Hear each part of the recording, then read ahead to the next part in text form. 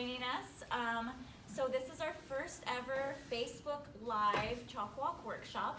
And we are here to kind of talk through everything about the Chalk Walk, start to finish, how you get started, how you build a team, tips and tricks, all that kind of stuff. And typically in the past we've had these where we just kind of have a workshop where we're all chatting and we ask questions. That's still happening. We do have an audience in here that you guys can't see on Facebook. But we are going to be doing it a little bit differently. So we have a panel here of all of our top team captains from ambassador teams, from all of our biggest teams, people that have done this before, and they have lots of tips that they want to share with you. So before we get started, I think we should just go down the line and we'll do some introductions. So I would like to introduce myself first. My name is Ashley Loera. I work for the CHOC Foundation, and I've managed the Chalk Walk for a couple years now. So this is my third Chalk Walk, and I will be here as the moderator asking them questions, and I'd like to pass it over to our captains. Hi everyone, my name is Marian and I am from Team Darlin's Angels. This will be our second year doing the Chalk Walk. Last year was our first year full walk, and the year before we did what I call a little mini walk, which was when our daughter was still in the NICU. We had 11 walkers that year. Last year we had 75. I'm Chris Torres, team captain for Team Torres, and this will be our 11th year walking, and we have kind of gone from the same thing. We started, there was like 16 of us originally. We've had as many as 300 people. We've had as little as 20, and it's kind of fluctuated throughout the years as our journey with CHOC has. So that's where, yeah, 11 years. Hey there, I'm Wendy Ututongaloa. I am a co-captain with the star over there of Team Kailualani. And we've been walking, this will be our 13th year. And we have, we started with 10 people. We had as much as 264, I think was our biggest team, but we average about 100. But we've been at it for a while, done plenty of fundraisers, and I'm excited to share with you. My name is Junior Tongaloa. Yes, I'm part of that Team Kailualani team as well. So I'll just kind of explain what is going on here today. So we have Facebook Live that's going, so if you're tuning in on Facebook, feel free to ask us questions. I have my phone available, so if anything comes up, I'll be able to ask everybody the questions. And then we are also filming on another phone to put it on YouTube. So what we're planning to do is break it up into sections. So we'll be talking about fundraising, team building, we'll be talking about sharing your story, and then tips and tricks as a whole. So we'll just go by sections.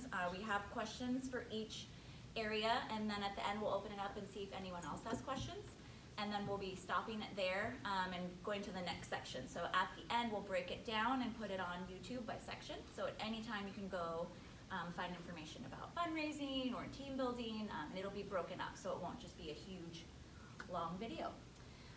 So to get started, we are going to first talk about just what you do. So we are talking about teams from all levels, whether you're just getting started or you've been team for a while. And the same, just fundraising as a whole, so not just team building, but also just as an individual fundraiser. So to kick it off, our first question is, where did you first start when you didn't know what the Chalk Walk was and how to get started? So Marianne, do you want to kick us off? Okay, let's see, where did I first start and how to fundraise? So again, this is only our second year fully doing this. So last year, one of our first, we like rubies, okay? So our family, you know, Edgar and I love to eat our rubies, and we did a rubies fundraiser. And what we, rubies gave back 20% of the sales for that evening. Now, it wasn't of everybody who walked in. It's whoever had a brochure that we made, and then they came and supported Team Darlin's Angels and CHOC. We profited from that evening, I think, at like $2,200. And we also, but it was fun-filled evening, and we did a couple raffles as well, from Disneyland tickets to one of our daughter's nurses donated some stuff as well, a CHOC backpack. Somebody else donated a $100 Target gift card, And we sold the raffle tickets at $10 a raffle ticket. Which people were telling us probably we could have sold it for a little bit more, but it was just a fun evening. It was our first full fundraiser, and that's how we started. And that's on the smaller end of doing a Ruby's at a restaurant, and that's where we started. Yep. And Chris? Same thing. We when we first started thinking about doing the CHOC Walk, we thought, where can we fundraise money? And then we did the same thing that they did, and that was, what is our family like? Because if you're gonna go to a place and ask for them to host a fundraiser, it's got to be something that, you know, kind of connects with you, your family, your team, and where people are going to show up. So ours happened to be our local Chick-fil-A, and we live out in Corona, so it is a little bit of a challenge. Even though 25% of the patients at CHOC are from the Inland Empire, it's really hard when Orange County is in the title of what you're raising money for, to hit people up in the Inland Empire. But we do it successfully, and they don't seem to mind too much. After 11 years, they're like, yeah, come on in, do whatever you want to do. So same thing, ours started out with one little raffle prize in the back corner of the Chick-fil-A, and maybe 30 people showed up. That was our first year. And now we take over the entire parking lot. It's turned into a car show, and you know, the restaurant gets involved, and Kohl's gets involved, and it's just starting small. But my first, I guess, tip when you're looking to fundraise is don't think that anything is too small, and don't be afraid to hear no, because you're going to hear no. Because everybody has their cause and their thing that they focus on, and unfortunately, some businesses have to deal with corporate, and they have to deal with, you know, red tape, I guess. And so for us, even starting out, the thing we learned the most was, if you hear no somewhere, go somewhere else. And be open to people donating to you, because you would be surprised what people hold on to and are willing to share with you, to raffle off or to auction off, or whatever you want to do at your events. That was huge for us. Like, don't turn anything away, because the thing that you may think is a very small token, a backpack or whatever, someone may think is the greatest prize you've ever seen. And you know, that, for us, that's definitely been a tip for us through the years. Wendy and Junior? We've gone grassroots. I mean, from the very beginning, we started holding car washes. So we've been privileged with a bunch of manpower as far as volleyball teams and football teams and teams like that, that we've had people come out and help with the car washes. You know, and as we've grown there, we kind of use the resources within our family. We've held concerts. We do fundraisers as well as restaurants too as well. And we've started the CHOC Luau. So. Perfect. And we actually had a question, our first Facebook question. So Debbie is asking, how do you fundraise when you're not in the area? So I'll probably scale it back a bit and just say, when you're first getting started, if you've never walked before, you don't know what the CHOC Walk is, I would say for sure to start with the website. So once you register, it immediately brings you into a dashboard. On that dashboard, there's a ton of tools already ready for you. There's an email template where you can send out emails. We've already crafted everything up for you, so you could essentially just pick, send out a recruitment email, send out a donation email, and it's all ready for you. Just bring in your contacts. We also connect directly to social media, so Facebook, Twitter, LinkedIn, and again, we have all the messages, so it's easy to just post it, send it out, and then I think that is a lot easier than you would think if you just share it with your community. People are likely to just open up that way, and $5 here, $10 there, and really I think that's the true root of what the CHOC Walk is. It's not about going and getting $1,000 from a company or asking people for hundreds of dollars. It's really lots of individuals that are donating small amounts to, and it adds up very quickly. Like I will say for myself, I've fundraised as well. I make a page, it's very simple. I'll just post it on Facebook, send emails. Last year I raised $600 just by doing that, and they were all little ones. There was no big $200 or $300, they were all small. And you'd be surprised what people will donate or give. I know it is kind of weird to ask for money in a sense, but it really is just asking for donation, asking for small amounts, and it adds up really quickly. Another thing is that is probably really important for no matter where you are. So you don't have to be in Orange County, you don't have to reach out to the local businesses. It's not specific to the region, it's just sharing CHOC with the world essentially and opening it up, and then that's the easiest way to do it. That kind of segues into the next question of what tools or approaches worked best for you as you became more comfortable with fundraising? I feel like really taking advantage of the tools that CHOC has available to you too. I think that's really how we went to the next level, is we came into the foundation to get some of these brochures and stuff. And way back when, 10 years ago, it was just 2 people running the CHOC walk, and we just kind of met with one, and we're asking for these items, the collateral, and she asked us what we were up to. So we kind of shared with her what we were doing and what we were thinking, and they got so excited it made us excited. So I think just like utilizing what they have here for you too, and don't be afraid to ask them for anything. I know because we did car washes and we had, you know, the kids out there with the posters and stuff that says, you know, donation for CHOC or stuff, but we came and we asked them to borrow one of their CHOC pop-up tents, and they were like, nobody's ever asked us for one of those CHOC pop-up tents. Well, now they have 6 available, 4 to 6 available for us to borrow for your, you know, for you guys to check out, and like tablecloths, and so like, it's just really great to just have these tools available to you. Just don't be afraid to ask. For sure. Really quick point on that before I forget. We do have things like these, like posters. We make posters like this, so if you guys have events and you want to have, you know, posters, like Wendy said, the tents, if you want to have tablecloths, we have all that here, so we'll have a schedule of when people are checking them out. So like she said, just reach out to us, and we have lots of things we can lend you. One thing I think that that helped us is that you really don't have to, and in this day and age of social media and money handling and things like that, you don't have to handle money. Oh, it's all awesome. right there. Yeah. So, for example, if we're having a car wash, or someone wants to buy raffle tickets, and you're at some place, and they can go right under your webpage, log on, donate $10, and say, hey, I can't make it to dinner, but buy me a raffle ticket. And you don't have to handle the money. It shows up right on your page. They can see their donation. They get emailed a receipt right away. You don't have to worry about any of that. So, I mean, there are still going to be people who want to use, you know, the old school, you know, sponsorship form, and that's fine too. You can do that very, very easily. You have them turn in their money, and you put it right online. So it's right there for everybody to see.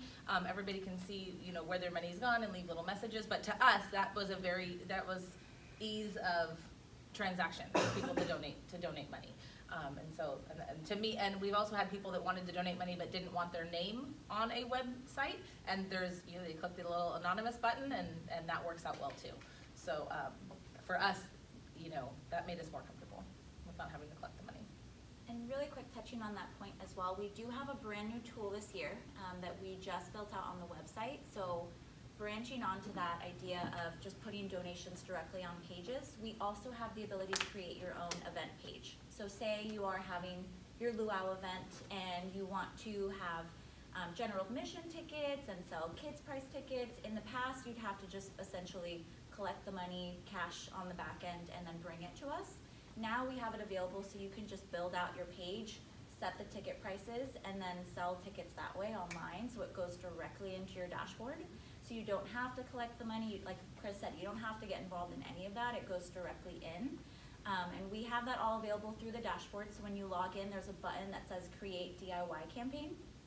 We have a full tutorial on how to go step by step. There's a PDF that walks you through it, so it's all available for you. And I'm happy to help anybody out if you want help building it out, just so you know it's available. So the next question is, how did you transition from fundraising into having fundraising events? How did that transition go? So our first year, I think I mentioned earlier, you know, our daughter was actually still in the NICU, so we made sure that she had her associate nurse on, you know, with her that day, and then it was just our immediate family. It was totally last minute. We just did some pink shirts, and I think it was like between 11 and 15 of us, and we just did no fundraising. We just paid our registration fee for $85 because we did not know. You know, and at that point it would have probably been a little difficult for me to fundraise with my child in the NICU. But we walked, and then I said, you know, we visit Ruby's, and then I just asked, you know, if they would be interested in hosting a fundraiser, you know, to benefit CHOC, and shared our daughter's story. And they were completely open to it, and that's where we transitioned from a small one getting over to the Ruby's fundraiser.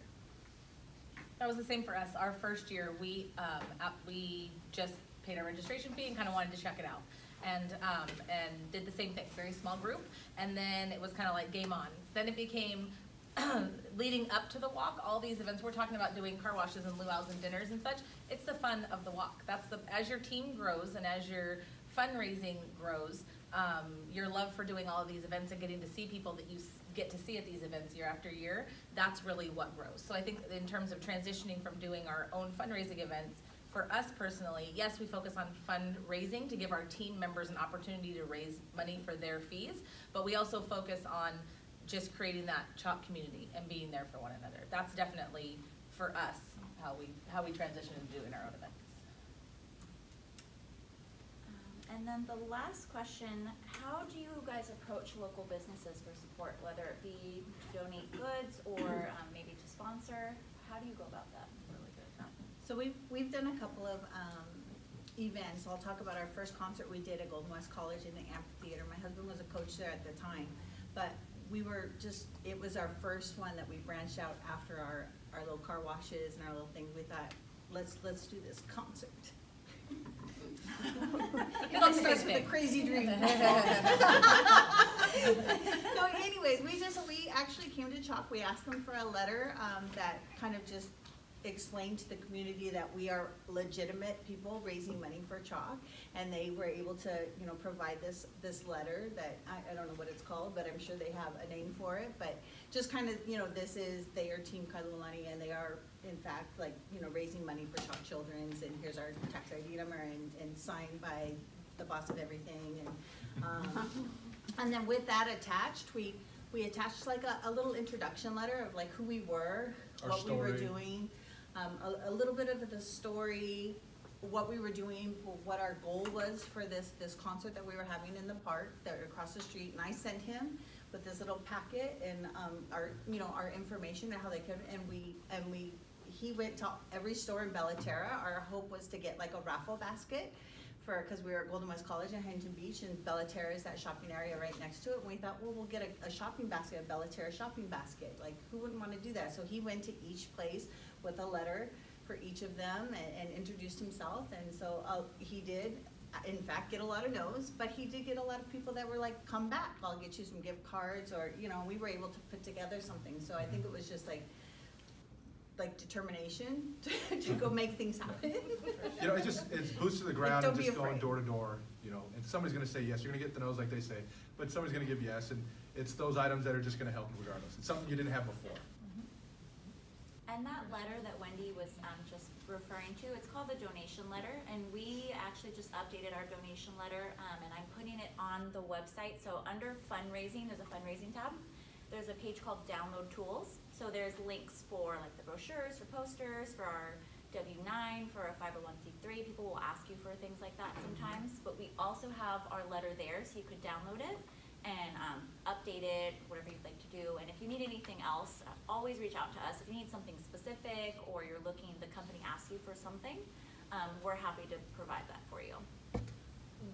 Quickly, one thing, a lot has changed in 13 and 11 years since the walk, and it's because of people like you and people like us that have asked for things, that have made it so to where the foundation can say, come in and grab all these things. We would have fallen over had we walked in here year one and been handed all this. And so, so really having this makes your team legitimate. It's very easy for them to log on and type in your team name on there, or even just your personal name, and say, oh, I see, it's right there, So maybe, and a lot of times they will say, oh, just send an email to corporate office. Do it.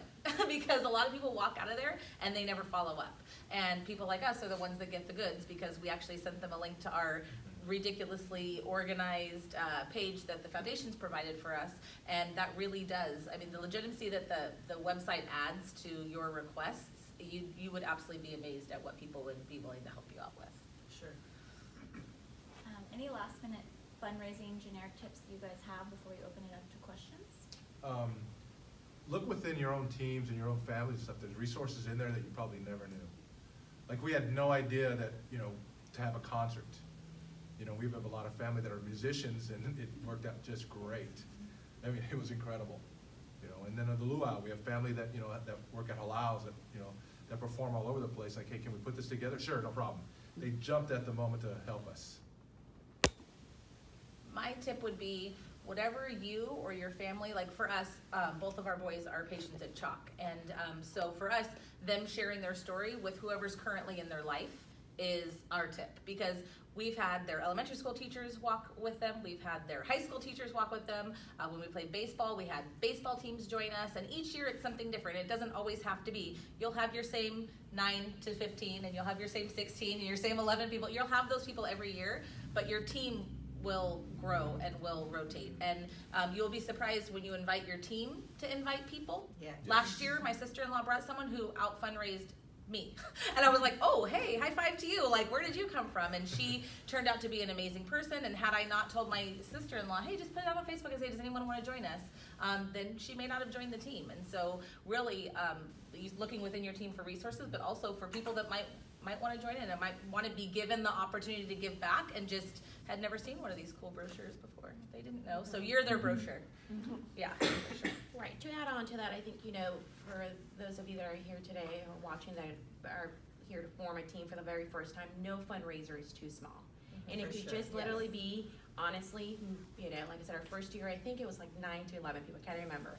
And it could be maybe even hosting some kind of a game at your house, and everybody pitches in whatever, $10 or whatever it may be.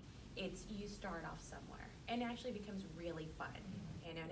And then you get people, like we've already had people ask us, hey, have you guys set a date for your Ruby's fundraiser? We have not yet, okay? So, and it was so fun last year, burgers and shakes, and then, the raffles and everything. So you start off with anything. Does anyone have any generic fundraising questions while we're in this section? Okay, I think we'll end They're it all there for experts. fundraising. Yeah, you guys know everything you need to know now. So we'll kick off that part now.